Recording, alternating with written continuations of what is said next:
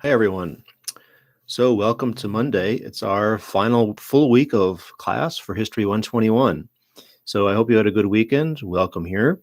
If you've seen my posting on the announcement forum, you should have received an email with that updated information. I just want to sort of briefly lay out what the plan is for this, what my plan is with these videos for this week. So, obviously, I'm here today. I'm going to talk briefly about both the Cold War for today's subject. And also, I'm going to talk a little bit about the sources for tomorrow, dealing with it, the civil rights movement, but it really is specifically focuses on the Civil Rights Act of 1964. And I want to do that today so that you have a little bit of time to think about the media sources that are added, so that when you get to tomorrow, you are already sort of well oriented towards that. Then likewise, tomorrow on Tuesday, I'm going to talk some about the sources, particularly the media sources for Wednesday, when we'll be talking about the Vietnam War. So on Tuesday, tomorrow, I will set up what you will be doing on Wednesday. And today I'm going to talk a little bit about the Cold War and then also set up what you'll be doing for tomorrow. And then on Friday, I will talk a little bit about what you'll be doing over the weekend and in the last few days of class. Class actually ends on the 30th, but sort of the last sort of major focused quiz forum posting that you'll be doing is on Friday. So you get through this week, and then you'll have a final project that you'll be doing with a couple of submissions over Monday, Tuesday, Wednesday next week, and I'll talk about that on Friday. So that sort of lays out what we'll be doing over this last week.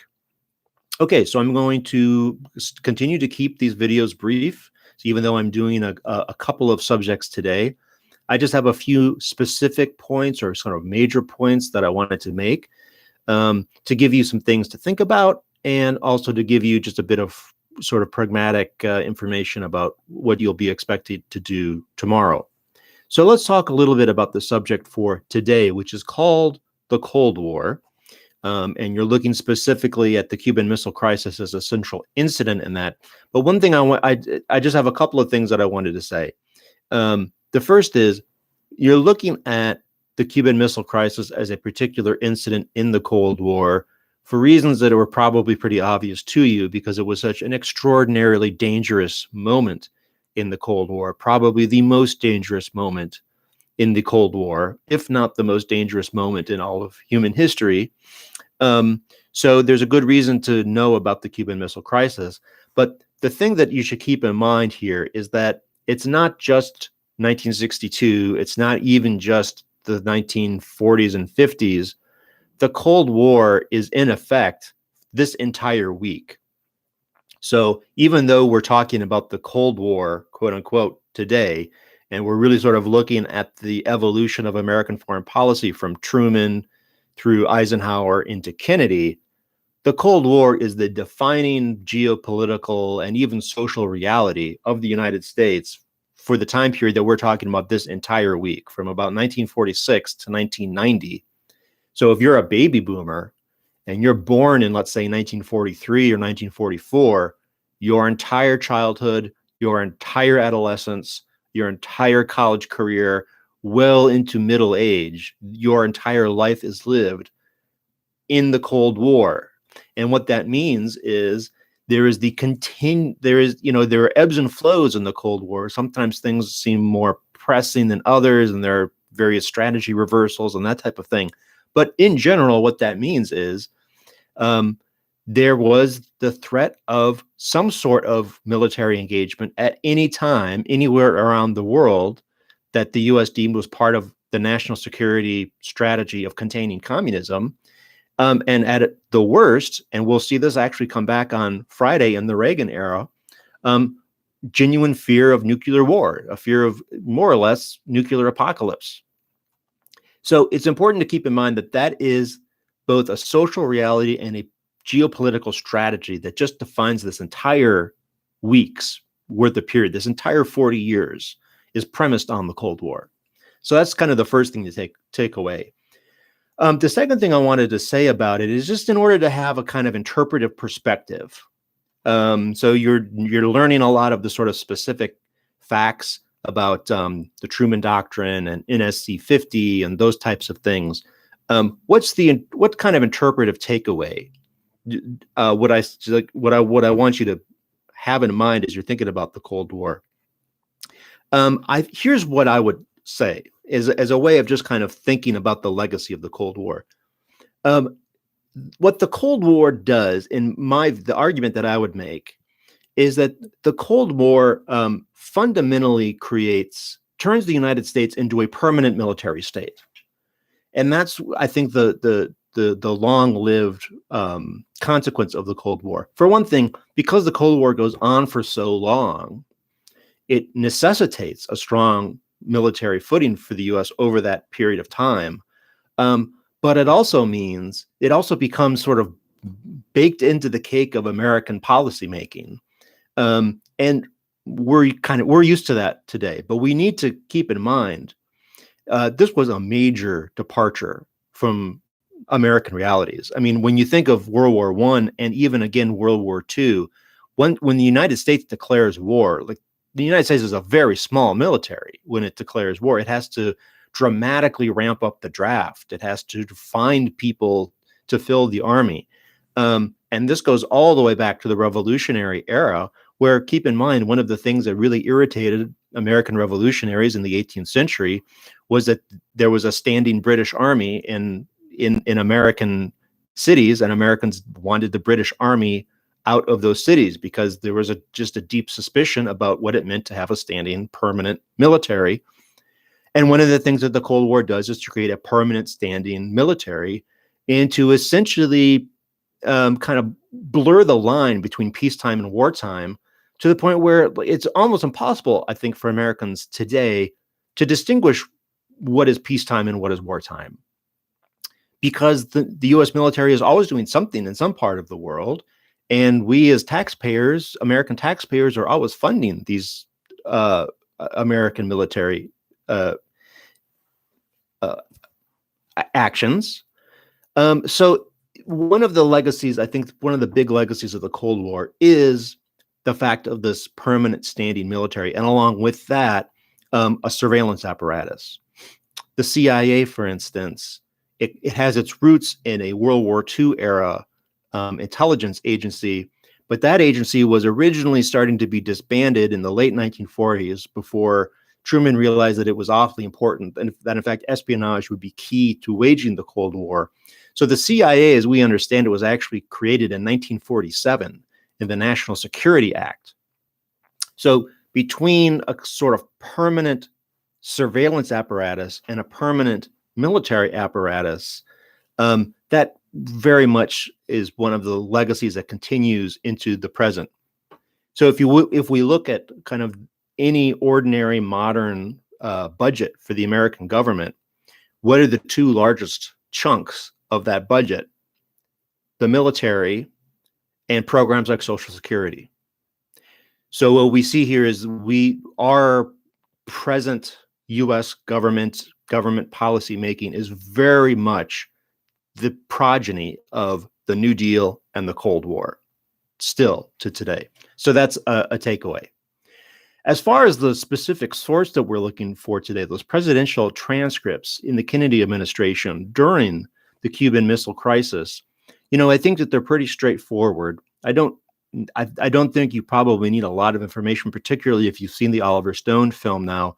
The reason that I wanted you to watch that film, which I think is obvious, to have the bigger sense of the context and the drama of what was actually going on all around the world while those presidential discussions were taking place, so that when you read the source of the transcript, you have a bigger context to put that source into. I would just maybe suggest ways of thinking about, or asking yourself as you're reading it, what you make of these presidential transcripts as a source. What are the advantages and disadvantages? I mean, I think that the great advantage to them, if you're interested in chronicling the event, is that you have a sort of a real time, you can follow events in real time, and you can see things as they're unfolding. So you can very sort of clearly document, like, when was an idea first proposed? How was an idea debated? How was an approach taken? I think what you don't get from that little snippet of a source is exactly what I was just trying to talk about. In other words, what's the big picture, right? Because you're in the Oval Office debating the fate of humanity, essentially. And it's that one moment, and we need to keep in mind that that one moment is part of this much, much bigger, more expansive story, both in the early 60s and throughout 40 years of American history. Okay, so that's my spiel on the Cold War that I wanted you to think about. Let me pivot and talk a little bit about what you'll be looking at tomorrow. So we're going from the Kennedy era and the early Cold War into the Civil Rights Movement, which is appropriate to talk about on Martin Luther King Day. Happy Martin Luther King Day, by the way. It's too bad we weren't one day off, and this would mesh up better. But we'll be talking about civil rights on Tuesday. So here's what you'll be looking at. Okay, in terms of the media sources that are posted on Moodle, these have been modified a little bit from the first syllabus. So if you haven't re-examined the syllabus, you should, and you can see that the things have been changed a little bit. Originally, there were 2 episodes of this documentary, Eyes on the Prize, which is actually has, I think, 12 episodes or something. It's an excellent documentary series. I encourage you to watch it, but we're all strapped for time, right? So I cut that down to 1 episode and then 2 clips of a backstory podcast. The common denominator between the 2 clips from backstory and the Eyes on the Prize is that it's all leading up to one of the pivotal acts of Congress in all of Congress, the passage of the Civil Rights Act of 1964. I will admit to a little bit of ambiguous feelings on this, not because the Civil Rights Act is unimportant. Obviously, it's hugely important. I just want to alert you so that you're thinking about this, that there is a difference between the Civil Rights Movement and the Civil Rights Act, right? The movement put pressure on politicians to propose the act. Those politicians are responding to social pressure, but it's not as if civil rights activists are actually drafting the legislation. They're certainly not debating and voting on it. So it feels a little bit disingenuous to say that the Civil Rights Act, this act of Congress, is the full embodiment of the civil rights movement, which is a big, diverse, grassroots, bottoms up, all over the country type of movement. Just keep that in mind. So nevertheless, we are boiling this down to one sort of central feature of the civil rights movement, which is the passage of the Civil Rights Act.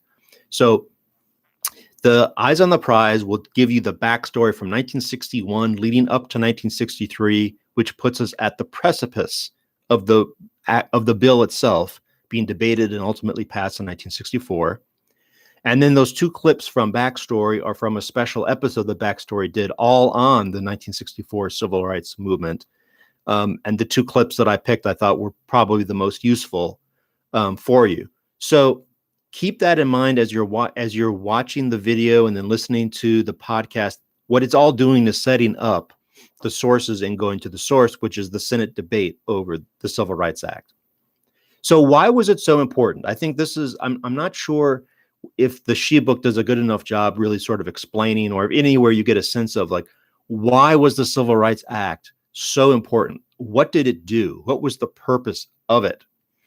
Okay, so the basic purpose of the Civil Rights Act, what it was trying to do, was largely focused on what were called public accommodations or public places. So what this usually meant was private businesses that were open to, quote unquote, the public. So places like restaurants, department stores, hotels, motels, anything where you can think, it's privately owned, but it's supposed to be essentially open to the public, the general public. Well, these were places that had been segregated throughout the South, not just the South, but mostly in the South is what this bill is really sort of targeted at, where lunch counters and department stores and hotels are living in the shadow of the Plessy v. Ferguson separate but equal decision, saying we're going to racially segregate all of our space, whether it's officially government public space or privately owned public space. And what the Civil Rights Act attempts to do is to dismantle public segregation and to say, if you are open to the public means everyone has equal opportunity, equal access to anything that is in the public sphere. I want to point to one particular subset of the act that people at the time didn't anticipate being as important as it ultimately has been. And that is, there are various titles in the act, which are various provisions, and you'll see some of these debated. The one that will turn out to be the most far-reaching and significant of all of the Civil Rights Act's titles is what is called Title VII. So I just need to take a minute here to explain what Title VII of the Civil Rights Act is and why it really was transformational. So what Title VII deals with is employment discrimination. Title VII is specifically targeted at ending discrimination in matters of employment. Okay, this is really important for two reasons. The first is because it's Title VII that creates the enforcement mechanism. Whenever there had been Civil Rights Acts debated or passed in American history, in fact, there had been a civil rights bill passed in the late 1950s, but the problem is it was so weak and it had no real enforcement mechanism. So one of the things that the Act in '64 needed to do was it needed to have some sort of enforcement provision. And it's in Title VII, the title that prohibits employment discrimination, that creates the major teeth in the bill. And it does this by creating an agency called the Equal Employment Opportunity Commission, the EEOC. The EEOC, which continues to exist, it's very important today. The EEOC operates under the Department of Justice, and it is basically the cop on the beat of employment discrimination. So if you have applied for a job, or if you've applied for a promotion, if you feel that you have all of the qualifications that should gain you access to employment on an equal basis, considering everybody else of other backgrounds, and you feel you have been discriminated against, you can file a complaint with the EEOC, and there is now a federal bureau that will investigate that claim and make a ruling. And obviously, if you're an employer and you're violating, if you're found in violation of EEOC, well, you're violating federal civil rights laws. Certainly, if you're receiving any federal money to do your business, that puts you in trouble. But even if you're not receiving federal money, you don't want to be on the other side of federal law. So the EEOC is the cop on the beat. It really puts the teeth into enforcing civil rights. That's the first reason that Title VII is so significant, and you can see why it would have such a big change, because all of a sudden, if there's a specific commission that its whole purpose is processing civil rights claims in employment, which of course, that's the foothold to a better life, right? That's the foothold to the middle class for African-American workers. But the second reason that it's so important is because there was a congressman from Virginia, as the Civil Rights Act was being debated, who seems to have been opposed to the bill and thought that he could splinter liberal support for the bill if he changed the wording in Title VII. The original wording was no discrimination on the basis of race.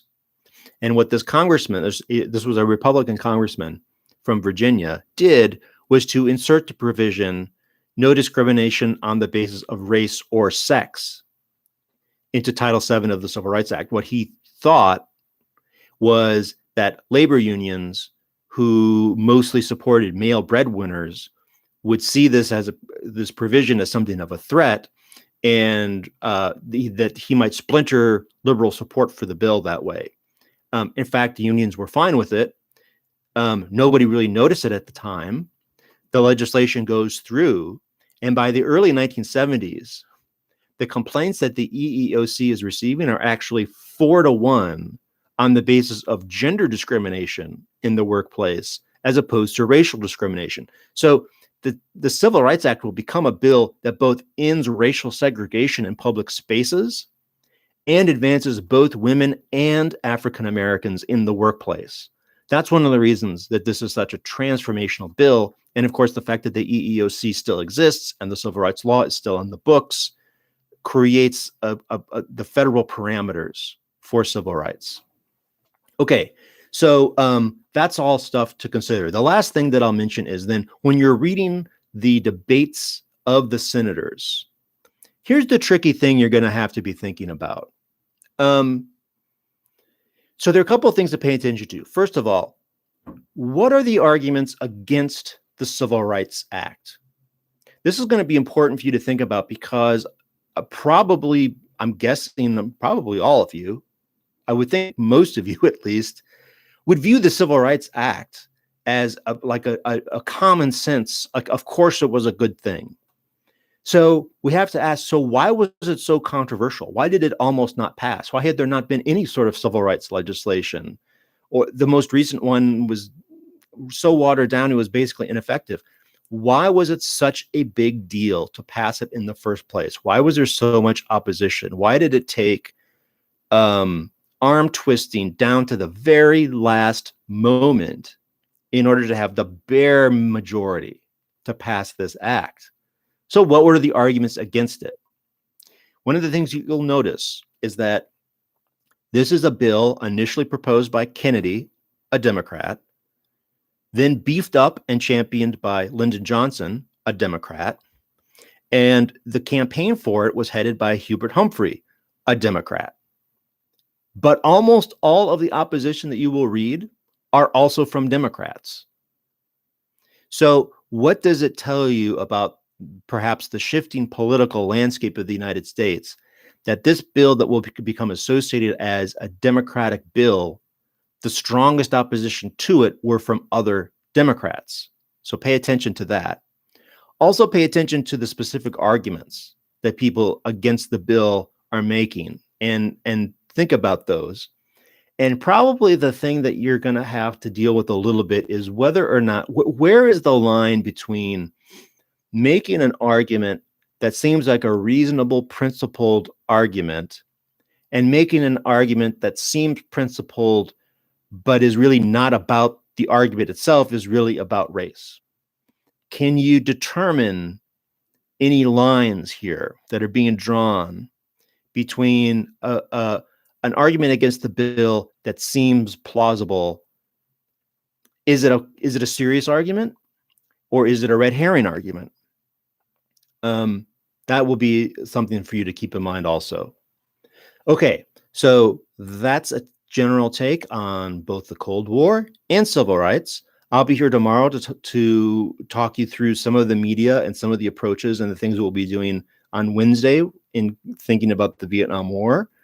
And that will set up the first 3 days of this week. Okay, onwards. We'll see you tomorrow.